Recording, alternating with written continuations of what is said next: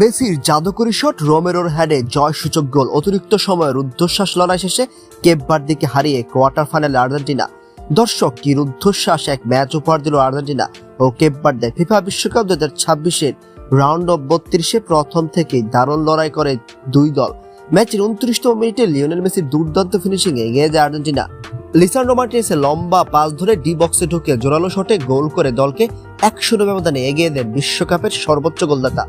কিন্তু দ্বিতীয়ার্ধে বদলে যায় ম্যাচের চিত্র। 59তম মিনিটে ডেরোয় দুয়ার্তের গোলে সমতায় ফেরে কেপ ভার্দে। এরপর নির্ধারিত সময়ের শেষ মুহূর্তে পর্যন্ত দুই দলই একাধিক আক্রমণ করলেও আর কোনো গোল হয়নি। ফলে ম্যাচ গড়ায় অতিরিক্ত 30 মিনিটে।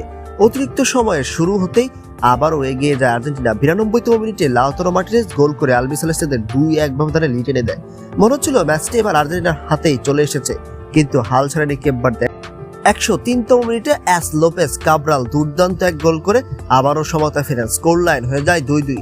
স্টেডিয়ামে তখন টান টান উত্তেজনা, দুই দলের সমর্থকদের হৃদস্পন্দন যেন থেমে যাওয়ার উপক্রম। কিন্তু হাল ছাড়েনি কেপ ভার্দে। 103তম মিনিটে অ্যাস লোপাস কাব্রাল দুর্দান্ত এক গোলে আবারও ম্যাচের সমতায় ফেরান। স্কোর লাইন হয়ে যায় 2-2।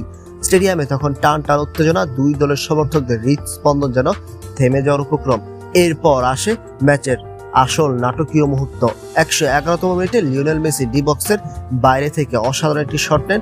সেই বলের দিকে নিখুঁতভাবে হেড দিয়ে পরিবর্তন করে জালে পাঠিয়ে দেন ক্রিস্টিয়ান রোমেরো। গোলরক্ষক পুরোপুরি দিশেহারা হয়ে যান, আর বল জালে জড়িয়েই মুহূর্তে উল্লাসে ফেটে পড়ে আর্জেন্টিনার খেলোয়াড়রা, কোচিং স্টাফ এবং হাজার হাজার দর্শক।